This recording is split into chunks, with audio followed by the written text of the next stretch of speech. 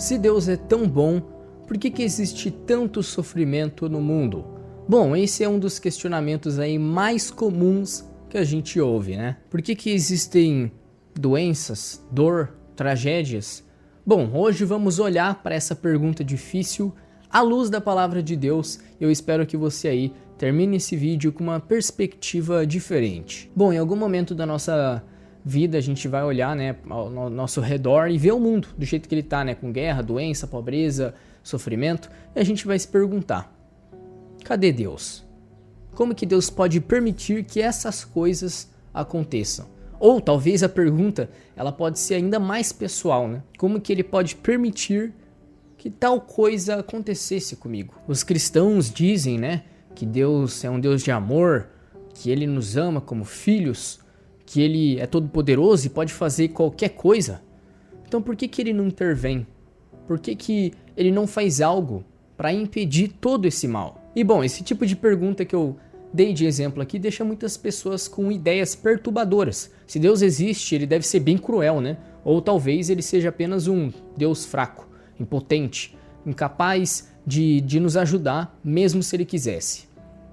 Ou pior ainda, né? Talvez ele seja um Deus frio e distante, que não se importa com a gente, comigo e com você. Bom, a primeira coisa que a gente precisa entender é que o mundo em que a gente vive não é um mundo que Deus planejou inicialmente. Lá no começo de tudo, em Gênesis 1, Deus criou tudo e ele viu que era bom.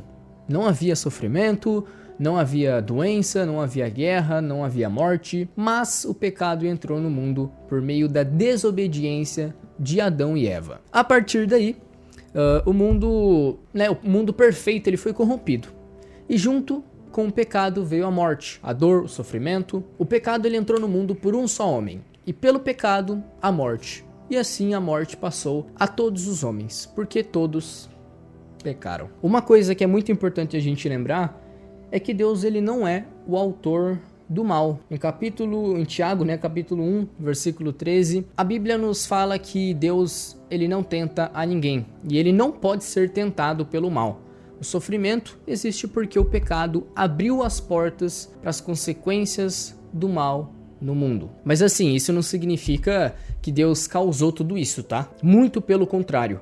Deus é bom o tempo todo e mesmo no meio da dor, ele continua agindo com misericórdia diante de nossas vidas. E quando a gente pensa em sofrimento, é impossível a gente não lembrar, né, dos casos que mais literalmente partem o nosso coração, né? Crianças em zonas de guerra, famílias aí inteiras sem acesso a alimentos, pessoas lutando contra doenças graves, né?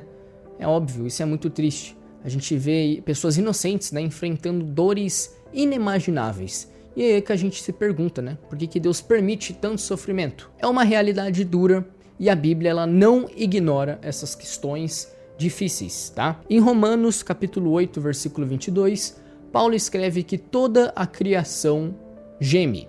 Ou seja, o mundo inteiro está sob os efeitos do pecado e do sofrimento. Essas tragédias, elas são um reflexo do mundo que está quebrado, tá? De um mundo totalmente destruído, o qual se desviou do propósito de Deus. No entanto, mesmo em meio a tudo isso, Deus nos chama a sermos agentes de compaixão.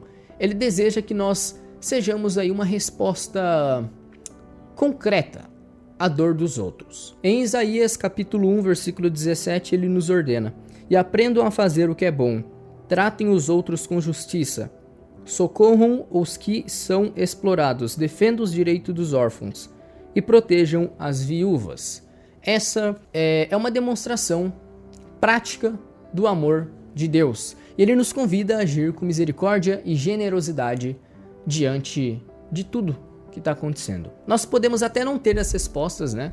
Mas a gente pode fazer a diferença onde a gente está. Se a gente vê, por exemplo, uma criança, né, precisando de ajuda, alguém com fome ou alguém doente, nós somos chamados a ajudar de todas as formas possíveis. Seja, não sei, com uma palavra de esperança, com uma refeição, com uma doação, ou quem sabe até com uma oração sincera que vem do coração. Em um mundo onde o sofrimento parece não ter fim, né? Deus quer que nós sejamos um farol de luz e de amor. Cada ato de bondade traz um pouco da bondade de Deus, né? Em meio a toda essa dor. E isso é uma das formas mais belas de nós refletirmos o caráter de Deus. Lembremos que enquanto nós estamos aguardando um dia que Deus irá restaurar, né, todas as coisas e vai cessar com todas as lágrimas, né? Ele nos dá o poder de agir. Então a gente pode ser consolo e esperança para quem sofre. E quando a gente faz isso, a gente mostra ao mundo que o amor de Deus é real, mesmo em tempos difíceis. A resposta para o que a gente chama de o problema do mal, né, não é tão simples. Não existem palavras nesse mundo que vão conseguir consolar totalmente, um exemplo, uma família que acabou de enterrar o seu filho, ou alguém que passou por uma tragédia terrível. Até mesmo o C.S. Lewis, que apresentou aí alguns dos argumentos mais convincentes, né, sobre aí o problema do mal, ele admitiu que quando ele perdeu a sua esposa, tudo parecia uma espécie de piada cruel. Quando a dor ela é desesperadora, muitas vezes a gente volta para Deus, né, e a gente encontra a porta fechada, né, junto com aquele silêncio que nos atormenta. Agora eu sei que é difícil pensar nisso, tá? Mas muitas vezes Deus permite que a dor venha por conta de um propósito. Romanos 8, capítulo 28, nos lembra que sabemos que todas as coisas contribuem para o bem daqueles que amam a Deus. Isso quer dizer que, mesmo nas circunstâncias mais difíceis, Deus pode transformar sim o mal em algo bom. Às vezes é na dor que crescemos mais, que nos aproximamos mais de Deus, ou que encontramos um propósito maior, né, que nunca teríamos visto de outra forma, né, se não fosse através dessa dor. E para quem acha que Deus não entende a nossa dor, vale lembrar de algo fundamental. Jesus. Ele veio ao mundo e experimentou todo tipo de sofrimento. Em Isaías 53:3 diz: ele foi rejeitado e desprezado por todos. Ele suportou dores e sofrimentos sem fim. Era como alguém que não queremos ver. Nós nem mesmo olhávamos para ele e o desprezávamos. Então assim, ele conhece a nossa dor de perto. Ele carregou as nossas enfermidades e foi à cruz para nos trazer vida eterna. Isso prova que Deus, ele não é indiferente ao nosso sofrimento. Ele já entrou no meio dele por nós. E sabe o que mais? Esse mundo, tá, com toda a sua dor e doença, não é o fim da história. Apocalipse capítulo 21, versículo 4, tem uma promessa de que um dia Deus vai enxugar de todos os nossos olhos a lágrima. E a morte já não existirá mais. Já não haverá mais luto, nem pranto, nem dor, porque as primeiras coisas já passaram. Então essa, né, é a nossa esperança aí como cristão. O sofrimento que a gente vê hoje é temporário, mas a alegria e a paz em Deus são eternas. Então da próxima vez que você se perguntar se Deus é tão bom, por que existe tanta dor?